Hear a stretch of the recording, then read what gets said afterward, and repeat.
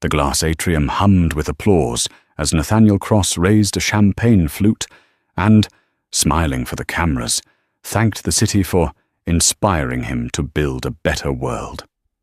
Elena, 8 months pregnant under a silk gown she barely recognized as hers, stood beside him like a borrowed ornament.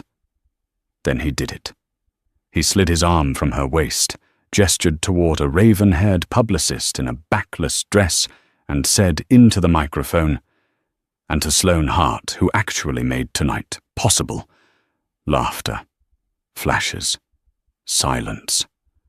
Elena's vision fizzed at the edges. When Nathan's fingers clamped her wrist and she swayed, security crossed the floor, fast. The Gala at the glass house floated above the Hudson like a crystal ship. Manhattan winked through the windows, and reflected city lights braided themselves through Elena's abdomen, where their sun shifted and pressed a heel against her ribs. She inhaled through her nose, exhaled through parted lips. Priya's breathing trick. Don't lock your knees. Nathan was incandescent in that way he always was under lights, a born orator, the self-made investor who'd bet early on a wireless battery startup and doubled his net worth before turning 35. The paper called him relentless. Elena knew another word that fit. Practiced. Every gesture measured, every pause rehearsed. And to Sloane Hart, he said, tipping his glass toward the woman with winged eyeliner and a ringing laugh, whose PR genius opened doors and hearts. He didn't look at Eleanor. He didn't have to. She felt his message in her bones. Behave. Sloane smiled with the fatigue of someone who liked winners and had learned how to brace against fallout. The cameras pivoted. A donor with a sapphire the size of a sunspot clapped too eagerly. Elena's cheeks burned. She felt the gown's empire waist pinch, the hidden corsetry insisting on a silhouette the baby refused to grant. When she tried to step away from the podium, Nathan's hand caught her wrist. Not hard, tight, controlling. Stay, he murmured without moving his lips, the smile still painted in place for the front row. Don't make me look like a fool. Something in her posture changed. Years of don't embarrass me, at dinners and board retreats, sluiced through her. The adjectives he preferred, polished, exquisite, supportive, clanked against the truth. She wasn't a vase on his mantle. She was a person who had spent that morning reading to a child who hadn't opened his eyes yet. Let go, she said softly. She angled her arm down to break his grip, the way Victor, the head of security, had taught Gala volunteers during a training about crowd spills and elbowing paparazzi. He wasn't watching for her, but he was watching everything else. Nathan blinked, and the smile sharpened. "Don't do this!" he hissed, teeth together. Sloane had drifted closer, a comet slipping into orbit. Her perfume, green fig and clean musk, skated over Elena's throat. "Maybe she needs air," Sloane said brightly, to no one and everyone. "It's warm up here." Eleanor eased a step back, already planning to angle toward the terrace doors and the slice of night beyond them. Then the baby rolled, the world tilted, and Eleanor's heel caught the lip of the riser. Her hand flew out. Nathan reached. Their contact failed. Victor moved. Bulk in a fitted suit, earpiece curling like a question mark, he covered the distance in a clean line, one hand up to signal his team, the other extended toward Eleanor.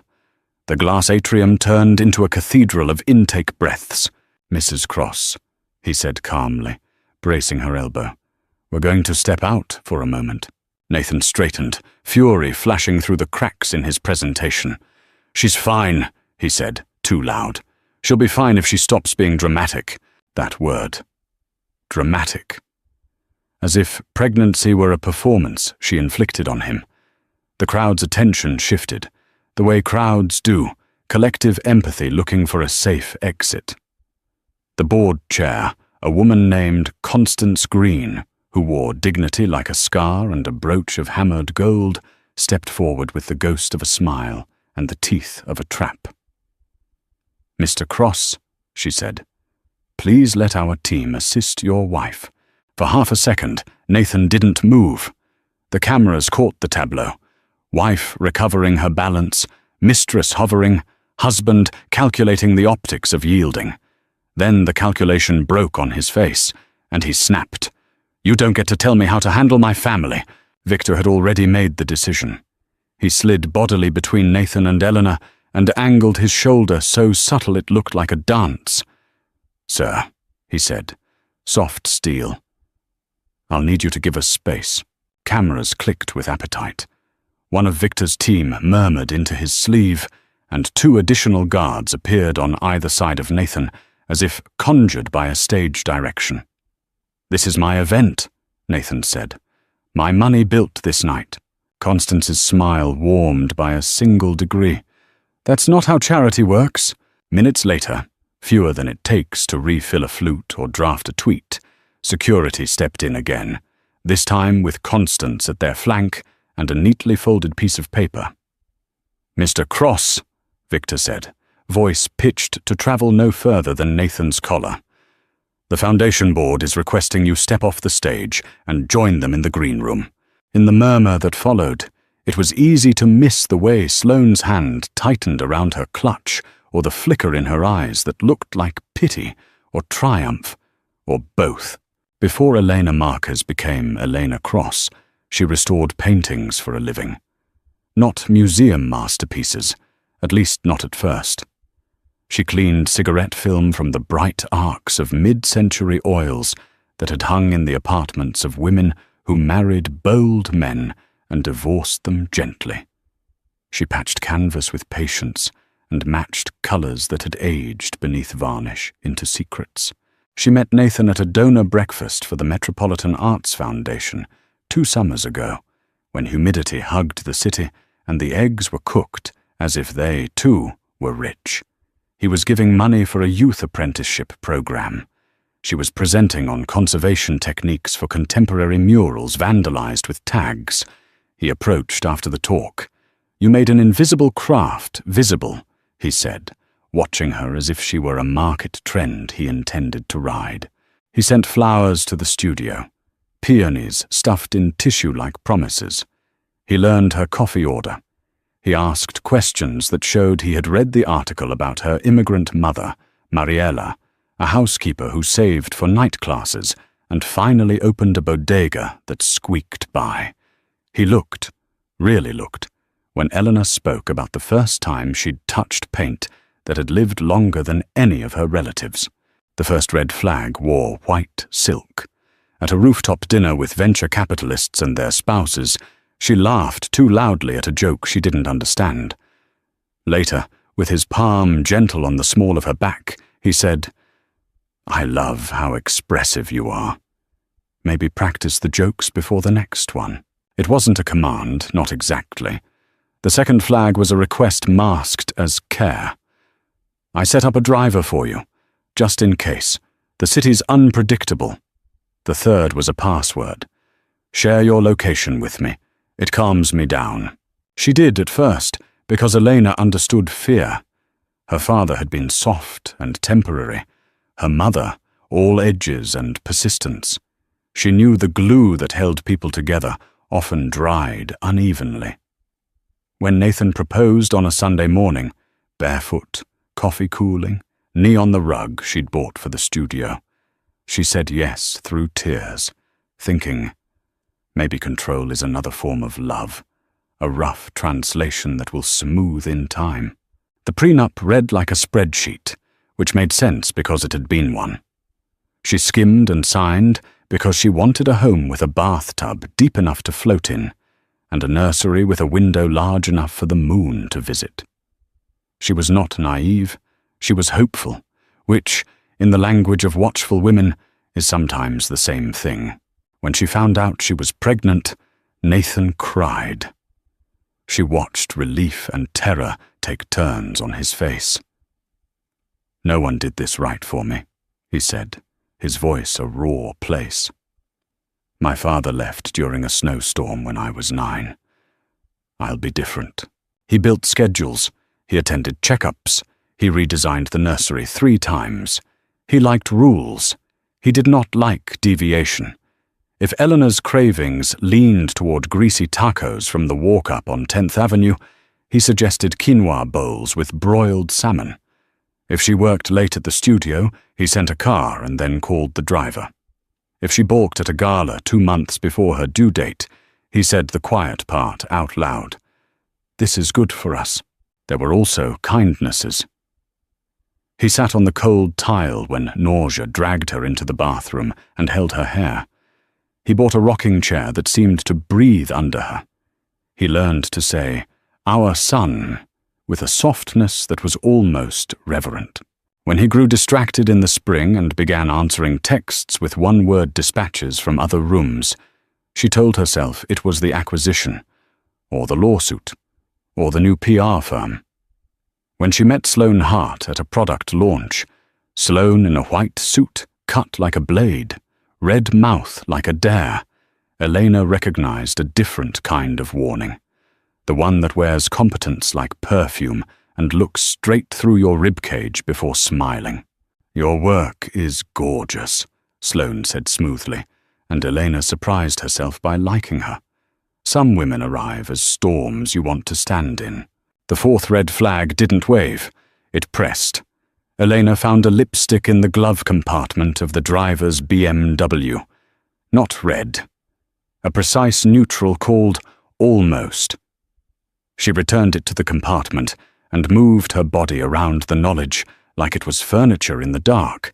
By June, nursery hung with paper moons, bassinet smelling faintly of cedar. Elena learned to count the seconds between Nathan's answers and to measure the weight of a lie between his teeth. She learned that a power imbalance can look like a partnership until the light changes.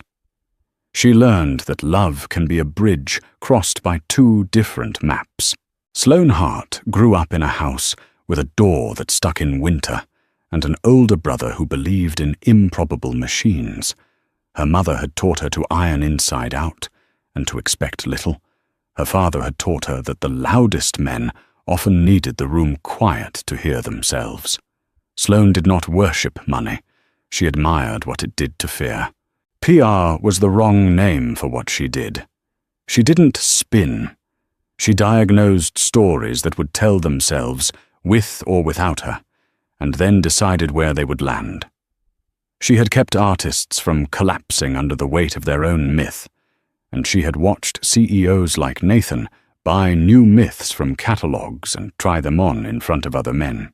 Nathan approached her after a panel about reputation as risk. He shook her hand too long and said, "We're moving from venture to climate infrastructure. We need someone who understands narrative." Sloane understood a dozen things in that moment, most of them invisible on paper. Thing 1, he was hungry. Thing 2, he respected women the way certain kings had respected the queens who poisoned them slowly. He acknowledged their power and hired tasters.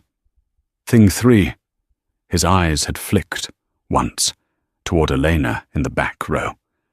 Softness, plus intellect, plus a body arranged around a child. Beloved, maybe, but not immune from his calculations. Sloane had her own reasons. 2 years earlier, Nathan had quietly backed out of a verbal agreement to fund her brother David's energy startup after due diligence turned up what Nathan called unfortunate incompetence and what Sloane called honest learning at scale. The retraction had soured other term sheets. David's company folded. He tried again. He failed again. He moved to Montreal and stopped answering calls. Sloane could bear most things, but not the way shame eats language. So when Nathan asked her to take him on, she said yes. She steered him through interviews and honed his phrases. She introduced him to Constance from the foundation, knowing Constance evaluated men like sculpture, weight, center of gravity, cracks disguised with lacquer. She learned the rhythms of Nathan's compromises, tenacity gilded with philanthropy, demands perfumed with ask, Then she learned the half-step too far. Texts at 2 a.m. that began with strategy and slid toward confession.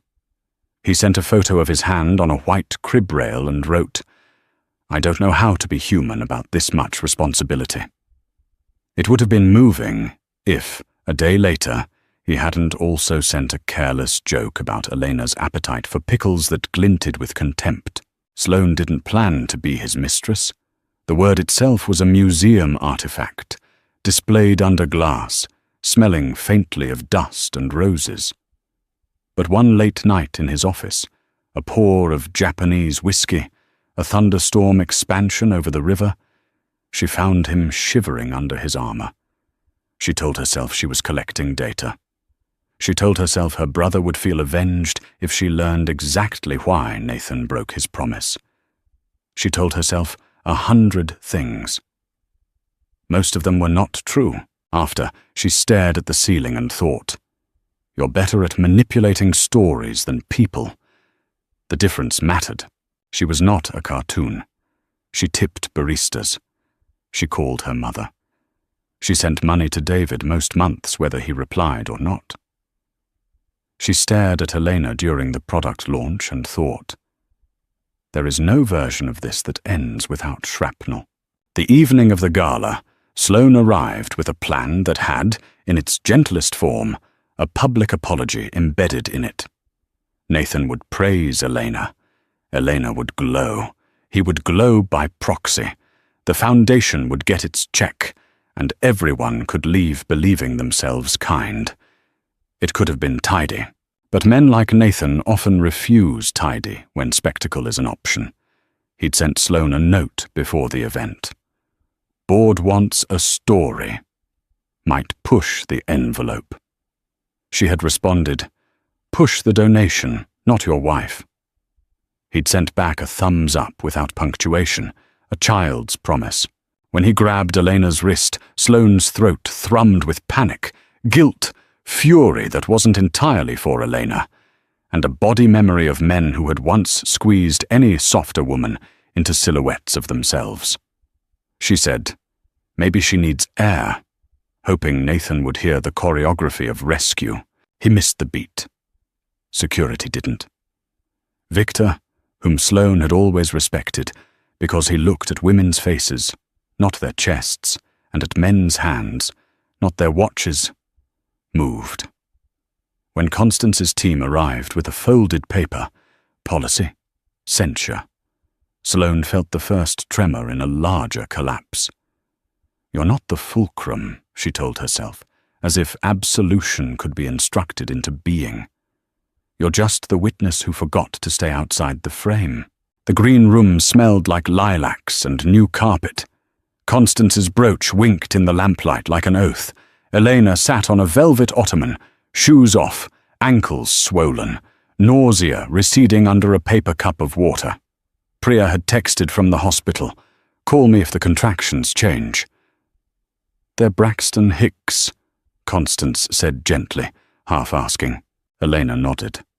"Practice," she said, feeling both inside and outside the word. "I'm okay." Victor stood near the door, a silent hinge. Outside, the murmurs of donors adjusted themselves to new narratives. Inside, Constance unfolded the paper. "Mr. Cross," she said, when Nathan entered. "This is the Foundation's Code of Conduct reminder and a request for a separate conversation about optics and safety." "You called security on me," Nathan said, disbelieving, like the world had tilted in a way that violated physics. He glanced at Victor. "You know who I am." Victor's expression didn't change. "I know who she is," he said, tilting his head toward Elena. Constance cleared her throat. "We're grateful for your support. We're not hostage to it." Sloane hovered awkwardly at the threshold, until Elena met her eyes, and gave a small nod that could have meant, "Come in. Stay out.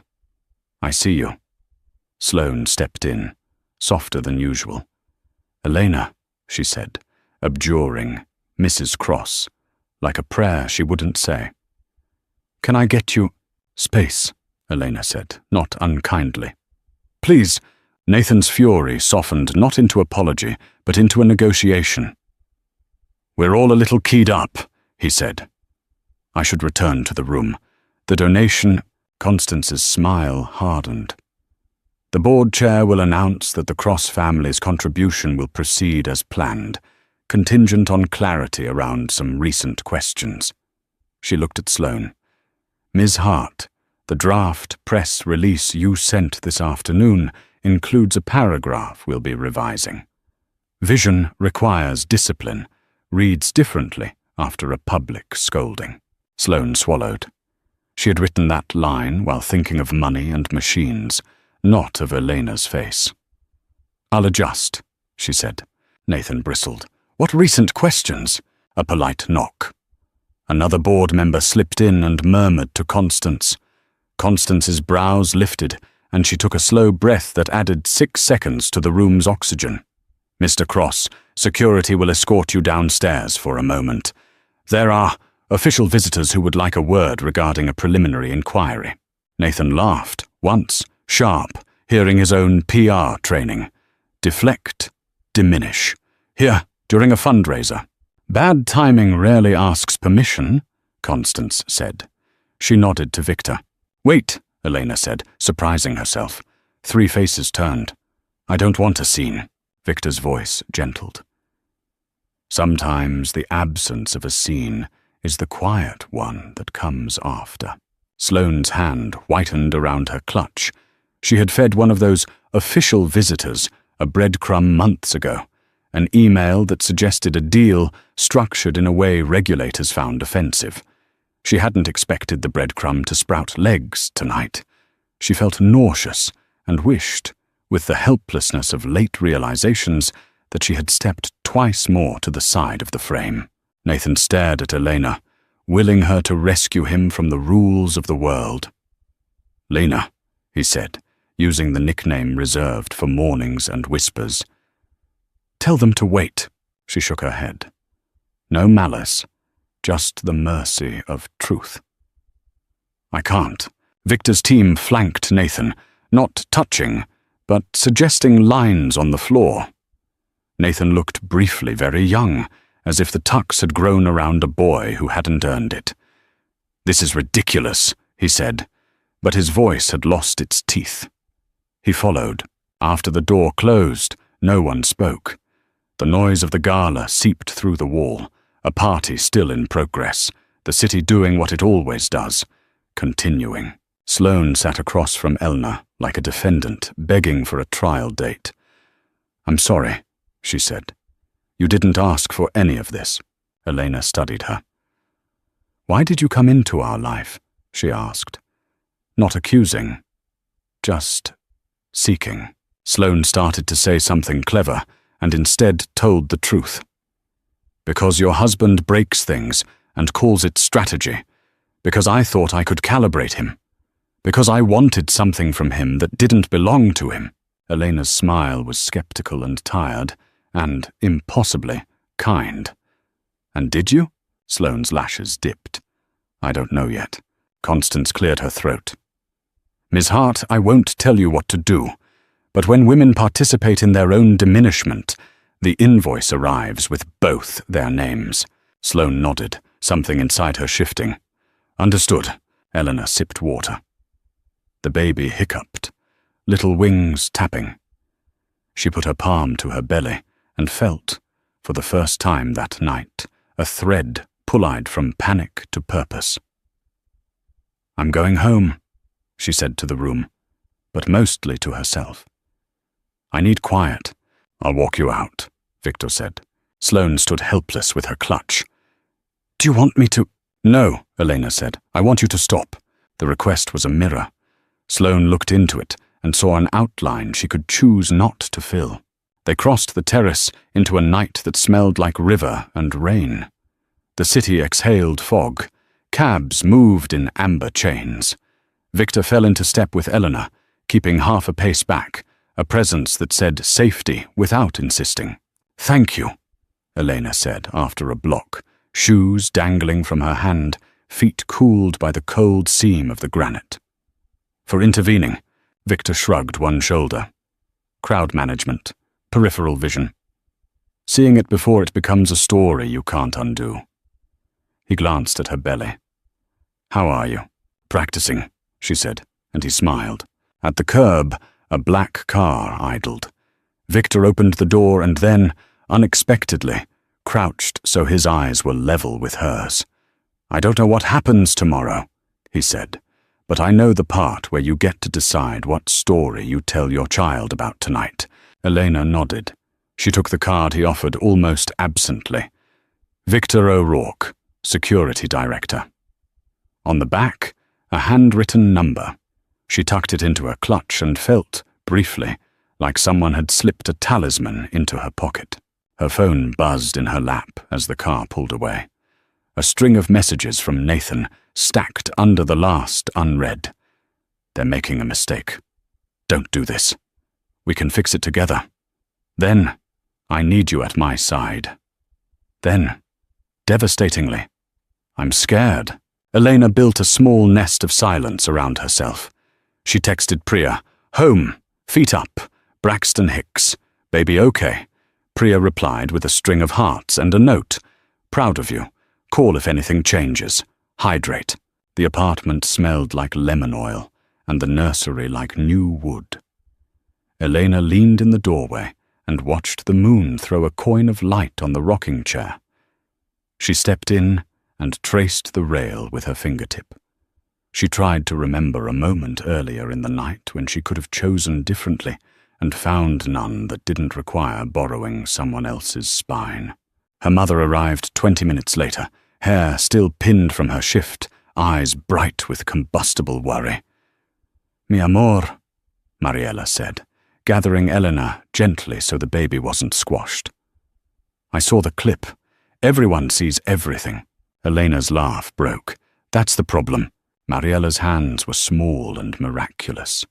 They had cleaned offices that smelled like other people's success and counted till drawers that never quite balanced. "I wanted you to marry a good man," she said simply. "But I wanted more for you. A good life. Sometimes they're not the same." They sat on the floor of the nursery, back against the crib, and talked like they had in the bodega when Elena was 12 and terrified by pre-algebra. They built a tower of words and climbed it. In the morning, the story had multiplied into many stories.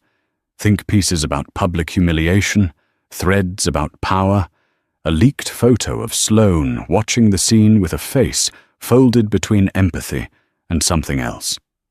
A short item in a financial blog mentioned that representatives from a regulatory agency had requested documents from Nathan's firm regarding a green bond offering that looked unusual.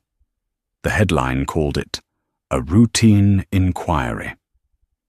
People in suits know how to drape the word routine over the word fire. Nathan's lawyer called. Then Nathan called. Then silence. Then a single text. "I'm checking into the Mercer. Need space for legal." She stared at the words until their edges blurred, and then wrote back, "I need space for me." Victor texted that afternoon, "If you need a quiet walk, I know where to find one." She didn't respond for an hour, then sent, "Where?" He replied with a pin 30 blocks north, a sliver of Riverside Park under a bridge where the city's noise braided itself into music. They met at dusk. Victor's suit had become a jacket. He carried 2 warm paper cups. "Hot chocolate," he said. "Priya's orders indirectly." The breeze lifted the hair from Eleanor's neck. "I don't want to be the woman people pity," Elena said, when words arrived. "Or the woman they admire for leaving. Or the woman who stays and is secretly a saint. I don't want to be a symbol. I want to be a person who is having a day." Victor drank. "That's allowed." They walked. He didn't ask questions that ensured confessions. He told a story about a gala years ago where a pop star stopped a set to tie a waitress's shoe. He said, "I like the moments when power remembers it's supposed to serve. They watched the river rewrite itself. Back home, Elena read an email from Constance. Subject: The Wing. Body: We'll honor the Cross family donation with a revised credit. Marquez Family Neonatal Art Program. Your mother's name deserves a wall. Ignore the board chatter about precedent. They'll live. Sleep if you can. See, Eleanor cried quietly into a dish towel, because dignity and relief often share a zipper. She thought of the wing that would now carry her mother's work ethic into rooms where women breathed babies into the world, and decided, not for the first time, to survive. Nathan Cross discovered very quickly that the invisible shield around powerful men is mostly composed of people's desire to be close to warmth. Remove the heat source, and the shield thins. His lawyer spoke in pages. It's a preliminary request, Nathan. They want to understand the structure of the Greenwood bond. Nathan heard specific words only in relation to threat: disclosure, convertible, market-making, beneficial ownership.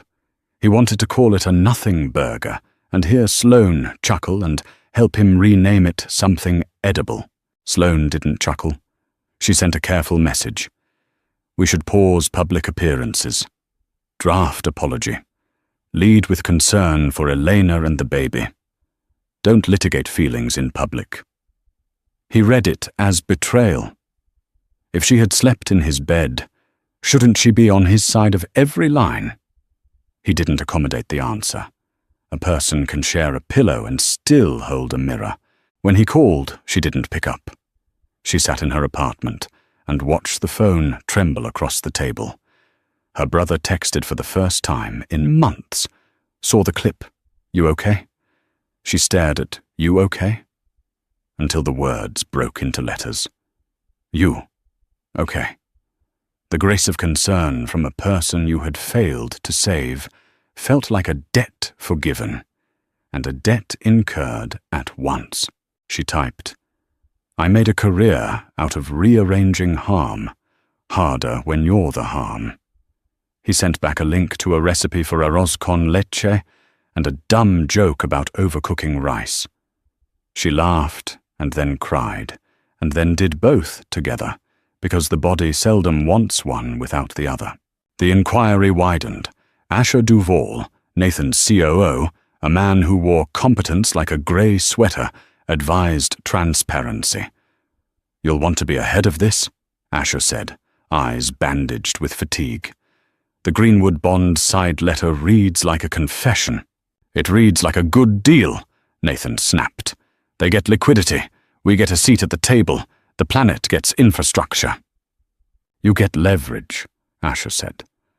The word echoed in the green room and in Eleanor's pulse. Nathan's anger slashed indiscriminately, carving guilt into everyone within reach. He told the story of the gala to a group of men who needed to believe he'd been provoked. He told another version on the phone to his father, the absent snowstorm himself, whose advice was a chorus of clichés about standing tall and knowing who you are. He told yet a third to his reflection. I am not the villain, but at 3 a.m., a different truth arrived like a tired friend. He had humiliated Eleanor to make Sloane and the donors see his control. He had grabbed a wrist that belonged to someone who was building a person out of cells and courage. He had told himself this was leadership. He had lied. The next day, Nathan showed up at Elena's door with the face of a man who had rehearsed 6 apologies and liked none of them. Mariella answered with her sleeves rolled. She didn't move from the doorway. She's resting, she said. You can send a letter. I'll place it where she can pick it up or not. I need to see my wife, Nathan said. This is ridiculous.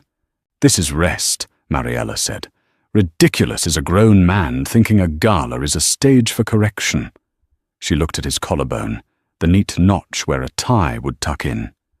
My daughter grew up stocking shelves and memorizing multiplication tables at the register because we couldn't afford a tutor. You grew up believing you could buy grace in bulk. She lifted her eyebrows. We're out of stock." Nathan closed his eyes. When he opened them, he said something he hadn't practiced. "I'm sorry." Mariella tipped her head, listening for intention. "Write it down," she said, and shut the door. He sat on the lobby bench and wrote. He wrote about fear and love and control disguised as care. He wrote about the boy in the snowstorm and the man who mistook applause for approval.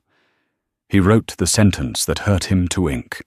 "I chose my pride over your dignity in a room full of people, and I can't choose that again and keep the right to stand in this home." He folded the letter and imagined it being read or not, and felt the truth and powerlessness of consequence. Upstairs, Eleanor ate toast under a blanket and watched the baby build small houses out of kicks. She read the letter 4 times. Then she placed it in the drawer with the little socks shaped like rabbits. Sloane showed up too, 2 days later, dressed in mercy instead of armor. She didn't ask to come in. She met Elena in the lobby, where the concierge pretended to not have an opinion. "I'm resigning," Sloane said without preamble. "From Nathan's firm and from the position I created for myself without asking permission." Her smile was almost self-destruction, almost self-rescue.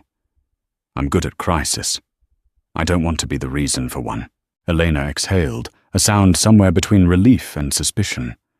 "Why tell me?" "Because I made you part of a story you didn't consent to," Sloane said. "I wanted you to hear, from me, that I'm stepping out of the frame. Also," she hesitated, "there's a folder with receipts, not about us, about Greenwood. You should know the scope of what's in motion." Elena didn't take the folder.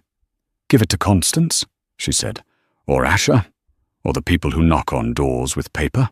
Sloane nodded. "I will." They stood awkwardly until Elena said, surprising herself, "You could have been my friend in another life." "In most lives I hope I am," Sloane said. She walked away lighter and lonelier, and more honest than she had been in years. Weeks slid by, the baby measuring time in hiccups and rolls, the city measuring time in headlines. Nathan stepped down from his firm, pending resolution. Asher took the helm with a press release about stewardship and trust that managed with surgical precision, not to mention Nathan's name. Therapy began because Elena said, on the phone, "If you ever want to be in the same room as your son without me counting the exits, you'll work on what you do when you're scared." Nathan found a woman with iron-grey hair who listened for an hour and then said, "You manipulate love to feel safe. It doesn't work. Let's find something else." He hated her and returned the next week and the week after. He apologized again, in person this time, with Mariella at the end of the sofa like a notary. Eleanor didn't absolve him. She didn't punish him either. She said, "You can come to appointments. You can bring soup. You can read about trauma. You can do what you say you'll do, and then keep doing it when I'm tired of noticing." He did. Slowly. Imperfectly. He flinched at articles that called him names he deserved. He stood in the neonatal ward of the hospital with Constance and signed a revised endowment agreement that replaced Cross with Marquez, and didn't itch when his mother called to ask why their name was missing from the wall. He learned to text Elena before showing up. He learned to wash bottles without commentary. He learned to say, "I'm spiraling," instead of snapping, "You're overreacting." He made mistakes and said so. He said it in the presence of witnesses, because accountability in private is a whisper, and in public it's a vow. Victor stayed in the periphery like a good boundary. He recommended a locksmith when Elena wanted new deadbolts. He sent a playlist titled "Breath Like a Bridge" for nights when sleep refused her. He did not flirt. That would have been a trespass. Once, when she asked about his life, he said, "My wife left 5 years ago. We're kind now. Life insisted. Sloane took a job at a non-profit incubator that paid less and aligned more. She called David once a week and said, "We're both learning how to walk without talking ourselves out of it." She dated a woman who asked her exactly what she wanted and listened to the answer. She learned that desire is different when you're not pretending to be a cure. When labor began, a drifting ache that organized into intention, Elena texted Priya, then Mariella, then, after a long breath, Nathan. He arrived with a bag he had packed and repacked again, and a face that looked like a man holding the edge of something holy. In the delivery room, he didn't direct. He asked what she needed, and then did that. He drew the curtain when nurses came, and sat when her body asked for quiet. When the baby arrived, slick with work and immense with being, Nathan cried the kind of tears that rinse a face different. They named him Matteo, after Mariella's father, who had crossed a border with a pocketful of songs. Later, when Eleanor dozed and Matteo made newborn noises, like paper crinkling, Nathan whispered to his son about bridges he would build with his hands, not his money. He promised to be small in the face of wonder and large in the face of threat. He promised to never use another person as a mirror. When Eleanor woke, he told her, "I want to be the man who makes your life easier, not narrower." "Then be him," she said, not unkindly. "Don't describe him to me." He nodded. Words had been his favorite currency. He was learning new economies. Autumn pressed the city into vividness. The neonatal art program opened with a wall of color. Children's drawings of rivers and bridges and hands. The plaque read, "Marquez Family Neonatal Arts Program," and beneath it, smaller, "Founded in honor of mothers who built worlds with 2 hands." Elena walked the corridor with Matteo against her chest, and felt the peculiar way happiness and melancholy braid, a life that contains both, and a woman who does too. She had not decided what, precisely, she wanted her marriage to be next. She wasn't waiting for a cinematic reconciliation. She was waiting for evidence. In the meantime, there was a baby to bathe, and a mother to tease, and a friend's text to answer. There was a life. Nathan arrived with a bouquet he had chosen himself, eucalyptus and yellow ranunculus that smelled like sunlight. He kept a respectful distance that didn't feel like exile. "I've been volunteering here," he said quietly. "Stocking supplies. I'm not good at it yet. The labels judge me." She smiled despite herself. "Good. Make them your teachers." She adjusted Matteo's cap. "Do you want to hold him?" He did. He looked at Elena as if she were a coastline he could approach without conquest. "I'm not asking for a verdict," he said. "I'm asking for time to become consistent." "You have that," she said, "and boundaries." He nodded, cradling Matteo's fierce smallness. "I can live with fences if they keep gardens." They left the wing and walked into a day that had organized itself around possibility. Sloane arrived late, breathless, clutching a stuffed giraffe she'd bought from the hospital shop, because Penance, for once, wanted plush. She hugged Elena quickly, respectfully, and then stepped back. "No more frames," she said. Half joke, whole promise. "Only windows," Elena said, and they both laughed at metaphors that had learned to be furniture they could move around and sit on. Victor passed in the hall, tipped his chin, kept going. Some men are ballast. They don't ask to be sail. Outside, the city performed its daily miracle. It went on. Children tugged at their mothers' coats. A bus inhaled and exhaled its cargo. Somewhere, a donor rehearsed a speech. Somewhere else, a woman was saying, "Let go," and being heard. Under it, through it, Eleanor felt something like faith, but narrower, more personal. Not faith in people to be better than they are. faith in herself to choose when to open the door and when to walk away from it. Baby pressed to chest, heart practiced at a new rhythm. Redemption, she decided, wasn't a single actor, but a pile of small ones, stacked and restacked, sometimes knocking over at 3 a.m. when colic sang and sleep was a myth. Love wasn't forgiveness on demand. It was the decision to keep the light on in the kitchen while someone learned how to arrive on time, and to turn it off when they didn't, and to sleep anyway without hating the dark. On the way home, she paused on the bridge where she and Victor had once listened to the river. She didn't text him. Some kindnesses don't ask for encore bows. She said aloud to the water, to the city that turned every hurt into story, and every story into rumor, and some rumors into mercy. We're good. A gull sliced the air. Matteo sneezed, offended by the world's dust, then sighed like a king satisfied with his kingdom. Elena pressed her lips to his temple. "We're good," she said again, and this time the word sat in her mouth like bread. If this story made your pulse quicken in the atrium, if you tasted the electric silence when a hand gripped a wrist and the room chose sides, if you felt the small weight of Matteo's head and the larger weight of boundaries finally held, thank you for staying. Share this with someone who knows how complicated love can be, who understands that power is a language we must relearn, that apologies are beginnings and not conclusions. Like the video, if you want more grounded, cinematic dramas about ordinary people caught in extraordinary storms. Subscribe to join this channel's community of readers who believe characters can change and that change costs something worth paying.